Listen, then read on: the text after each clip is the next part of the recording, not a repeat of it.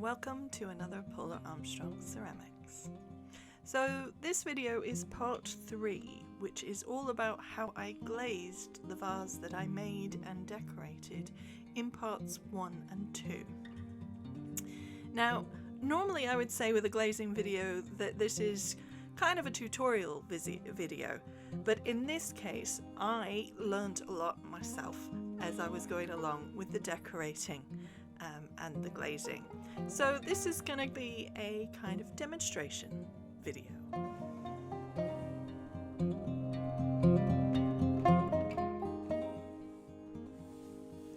Okay, so after choosing the glazes that I was thinking I was going to use, all of which were opaque coloured glazes, other than on the inside. For the inside, I've just used one of my runny transparent glazes that I use for pouring. So I've poured a whole load of the glaze inside and then I've tipped it around, and as I'm pouring it out I'm spinning the vase to make sure that all of the inside gets covered really well. I'm not pouring it out too quickly, again to give it the best chance of getting a good coverage on the inside of the vase.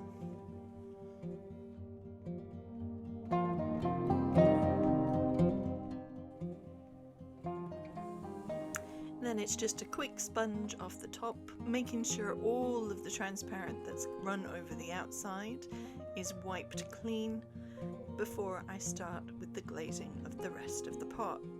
Now in the end I decided to go with just 2 different colours. I've gone with the Amaco Sapphire Float and the Art Deco Green.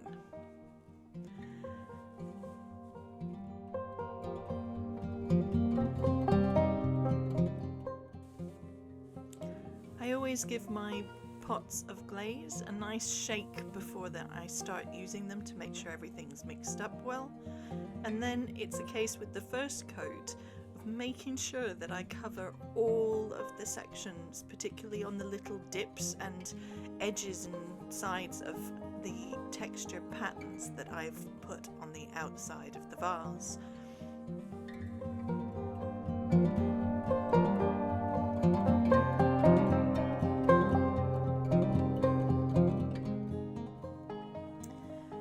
Make sure I get good coverage on this first coat. I tend to load my brush quite heavily, so there's quite a bit of glaze on it, and I also use lots of different directional strokes and sometimes dab onto the surface just to make sure that those bristles get into all of the nooks and crannies as I'm going. This was particularly dabbing was particularly good for this vase over the slip trailed details, because I found if I brushed too hard I was actually knocking off the slip trailing, so there were a few of the dots that I lost during the glazing process.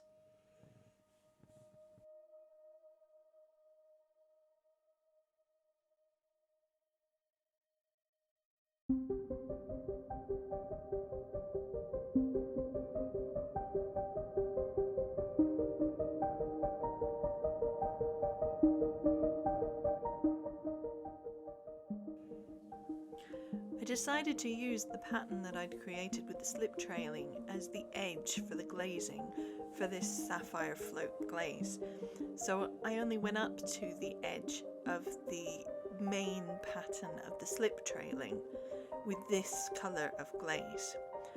For the bottom, I thought I would try overlapping the 2 colours. So beneath the texture, I put a row of the sapphire float, but I did it so that it was thicker the closer it got to the texture, in the hopes that it would mix quite nicely with the Art Deco green when I layer that up later.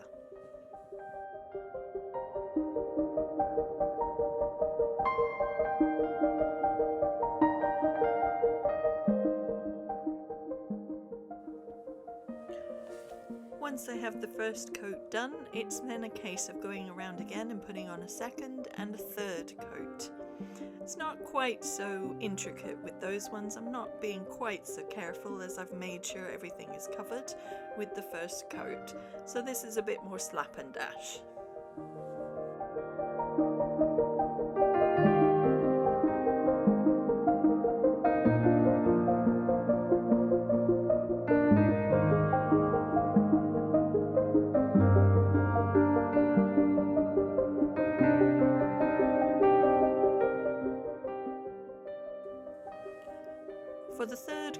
actually deliberately leaving more thicker glaze left in the textured bubbles around the center of the vase, because I want the color that will come from the thicker glaze, as it's a floating glaze.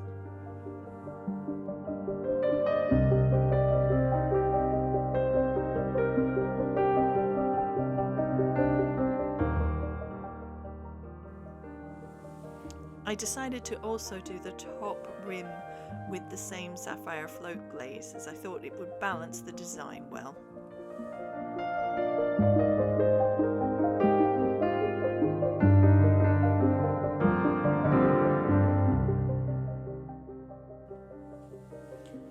Next up is the second colour, the Art Deco green. I gave it a good shake to get started and make sure it was mixed again, and then I'm very carefully applying this first glaze, trying to make sure that I don't damage the slip trailing that I've applied on. I did break off a section that I used the glaze to put back on. It didn't work overly well. You'll see at the end the result of that. But for the most part, it was okay at this stage. Just be really gentle when you're glazing over the slip trailing. At least that's what I found was the case.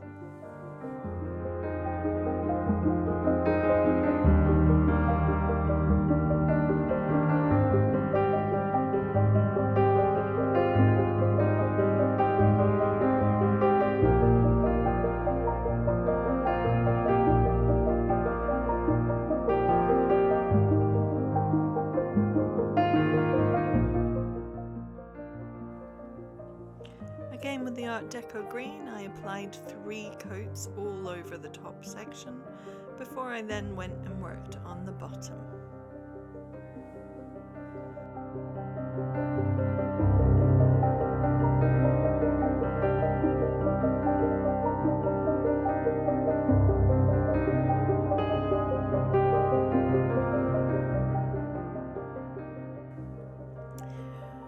I got a little bit of the Art Deco green on top of the sapphire float glaze that I'd previously applied that I didn't want there.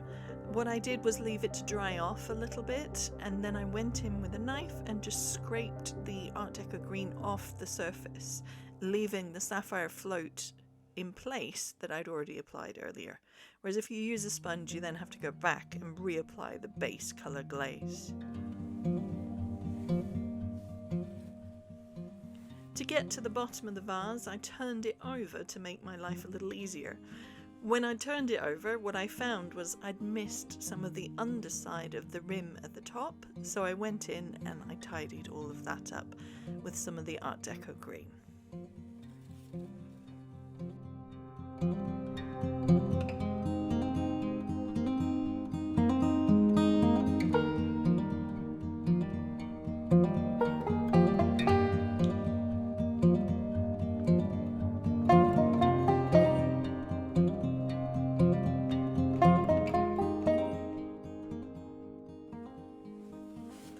I applied the Art Deco green very carefully over the slip trailing as before with the dots, and then came back and put in 2 and 3 coats afterwards. I layered up over some of the sapphire float to see what would happen when the 2 glazes were mixed together a bit.